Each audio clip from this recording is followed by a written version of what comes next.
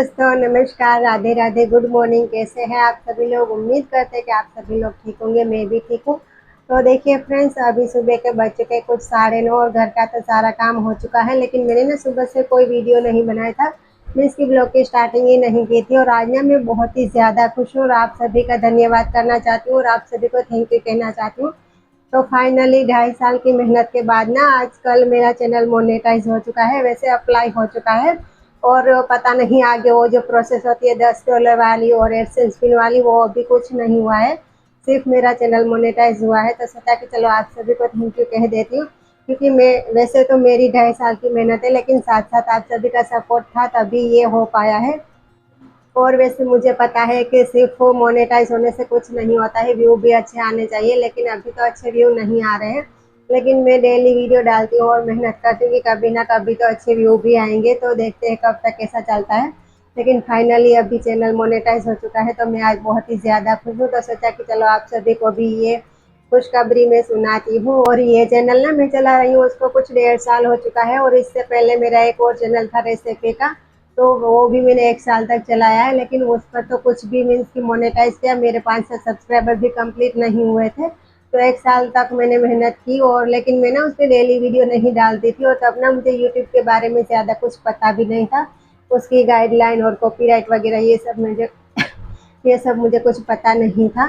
लेकिन उससे एक फ़ायदा ये हुआ है कि मैंने 1 साल तक उस पर मेहनत की, तो मुझे यूट्यूब के बारे में बहुत कुछ पता चला कि किस तरह गाइडलाइंस होती है यूट्यूब की, किस तरह वीडियो बनाते हैं, कौन सा म्यूज़िक यूज़ करते हैं, ये सब होता है।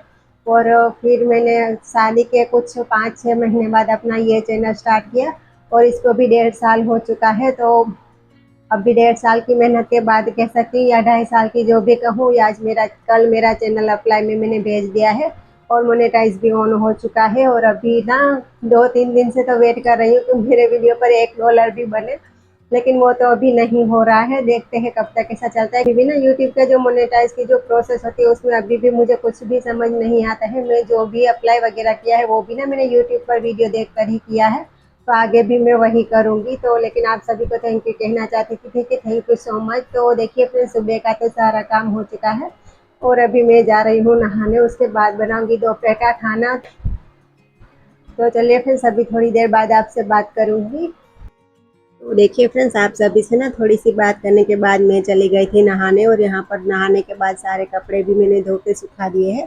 और देखिए यहाँ पर ये जो टंकी बनी है पानी की, उस पर रखे थोड़े से बर्तन। तो सुबह ना 10 बजे भी थोड़े से बर्तन हो जाते हैं, क्योंकि 9:30-10 बजे चाय भी बनती है, और कुछ छाछ के भी बर्तन हो जाते हैं। तो हमारे पड़ोस के जो लोग होते हैं ना, वो हमारे घर पर छाछ लेने आते हैं, तो फिर बड़े बर्तन में छाछ रखी होती है, फिर उनको छाछ दे देते हैं। तो हमारे घर जितनी छाछ बचती है, तो फिर बड़ा बर्तन खाली हो जाता है, तो यही सारे बर्तन हो जाते हैं। तो पहले मैं यहाँ पे सारे बर्तन वॉश कर दूंगी, उसके बाद ही दोपहर के खाने बनाने की तैयारी करूंगी।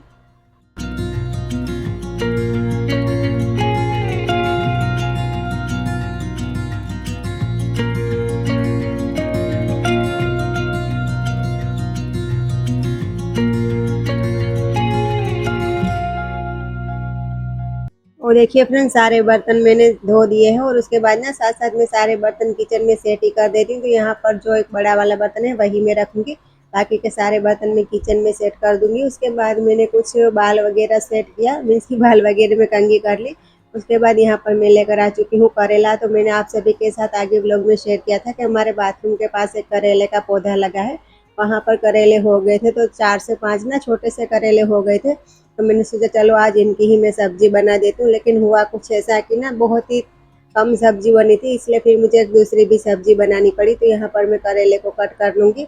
और वैसे भी ना मैं कई लोगों के व्लॉग में देखती हूँ कि वो ना ऐसे ही पूरे करेले को काट देते हैं, लेकिन हमारे यहाँ ना ऐसे पूरे करेले की सब्जी नहीं बनाते हैं।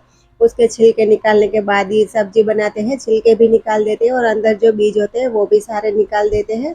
तो इसी वजह से बहुत ही कम मीन्स के करेले बच जाते हैं। तो यहाँ पर मैं उसके छिलके निकाल दूंगी, बीज भी निकाल दूंगी। उसके बाद ही मैं ना इसके छोटे छोटे से टुकड़े कर दूंगी, फिर हम इसको उबालते हैं। और वैसे ना उबालते हैं इसी वजह से ना बहुत ही कम ऐसे हो जाते हैं, क्योंकि उबालने के बाद हम जब करेले को निचोड़ते हैं तो बहुत ही कम क्वान्टिटी में हो जाते हैं। तो इसलिए सिर्फ थोड़ी सी ही सब्जी बनी थी। तो फिर बाद में ना मैंने कजरी और मिर्च की भी सब्जी बना दी थी।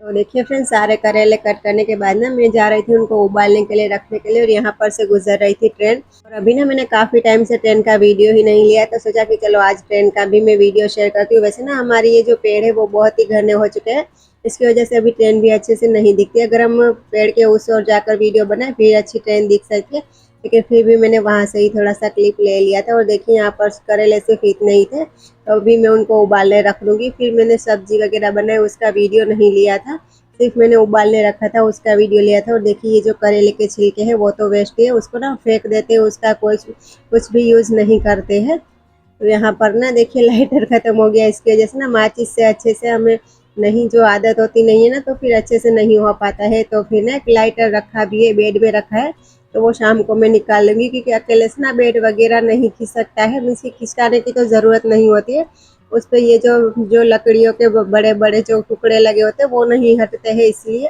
तो देखिए यहाँ पर मैंने कजरी और मिर्च की भी सब्जी बना दी थी, और ये है रखी छाछ। तो चलिए अभी आप सभी लोग भी आ जाइए खाना खाने के लिए। और उसके बाद ना मैं 1 से 2 घंटा सो गई थी, क्योंकि अभी खेत में काम नहीं है ना, तो दोपहर को कुछ भी काम नहीं होता है। तो फिर ना मैं आराम से 1 डेढ़ बजे फ्री होने के बाद ना 2 से 3 घंटा सो जाती हूँ, तो 3 साढ़े 3 बजे मैं उठती हूँ। तो ये वीडियो है कुछ 4 बजे का। तो यहाँ पर जो सुबह के सारे कपड़े मैंने समेट के रख दिए थे, और फिर सोचा कि चलो अलमारी सेट कर देती हूँ। तो यहाँ अलमारी के ना मैंने आधे ही कपड़े निकाले हैं। वैसे जो कपड़े अच्छे से सेट थे वो कपड़े मैंने नहीं निकाले हैं, जो ऊपर ऊपर कपड़े रखे थे वही अच्छे से सेट नहीं थे, तो वही सारे कपड़े मैंने निकाल लिए। तो फिर वही सारे कपड़े मैं वापस से अच्छे से सेट कर दूंगी।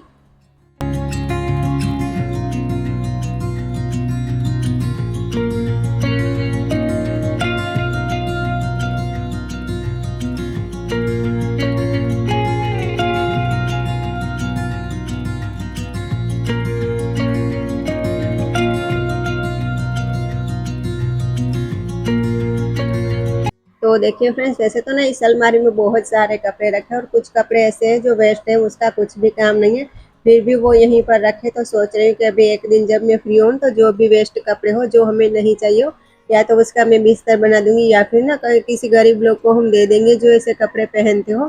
तो देखते हैं अभी क्या करती हूँ। बहुत सारे कपड़े रखे हैं, वैसे ना डेली यूज में तो सिर्फ 3 से 4 जोड़ी ही कपड़े पहने जाते हैं। तो देखिए अभी यहाँ पर अलमारी तो सेट हो चुकी है अच्छे से, सिर्फ रुमाल वगैरह रखना रह गया, तो वही मैं रख दूंगी।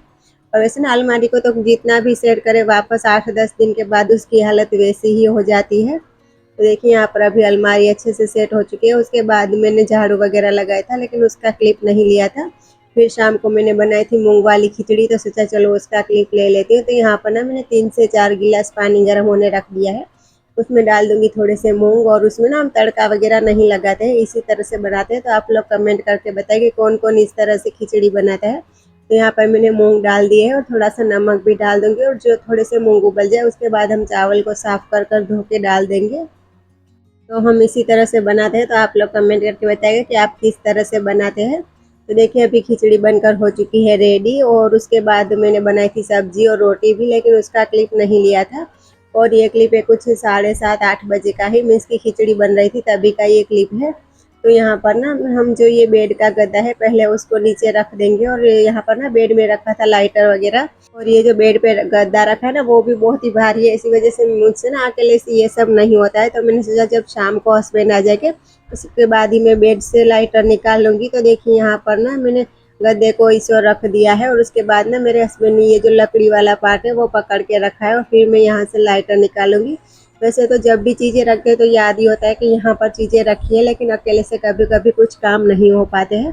तो यहाँ पर मैंने लाइटर निकाल लिया है। लाइटर ना हमने काफ़ी दिनों पहले, मीन्स की काफ़ी महीनों पहले लेकर रखा था, लेकिन वो जो दूसरा वाला लाइटर है जो अभी जल गया है वो चल रहा था, इसी वजह से फिर मैंने बेड में रख दिया था, क्योंकि बाहर जो यूज़ नहीं होता है तो फिर इसको रखने की बाहर कोई ज़रूरत नहीं होती है, इसलिए। और उसके बाद देखिए ये जो लकड़ी की जो पार्ट है उस पे भी ना मैंने 2 बिस्तर बिछाए हुए हैं, ताकि इसमें ना बहुत ही कम अंदर धुल जाए, इसलिए। ये जो बिस्तर है उनको मैं सही से ठीक से अच्छे से बिछा दूंगी। उसके बाद ये जो गद्दा है उसको भी सेट कर देंगे, उसके बाद मैं बेडशीट सेट कर दूंगी।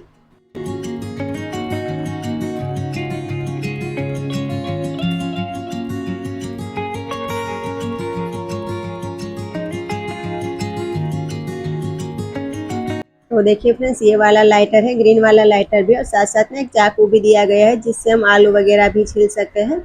तो चलिए फिर इसी के साथ आज की वीडियो की भी यही एंडिंग करेंगे। आप सभी को मेरा वीडियो कैसा लगा कमेंट में ज़रूर बताएगा। तो मिलते हैं नेक्स्ट ब्लॉग में, तब तक के लिए बाय बाय, टेक केयर।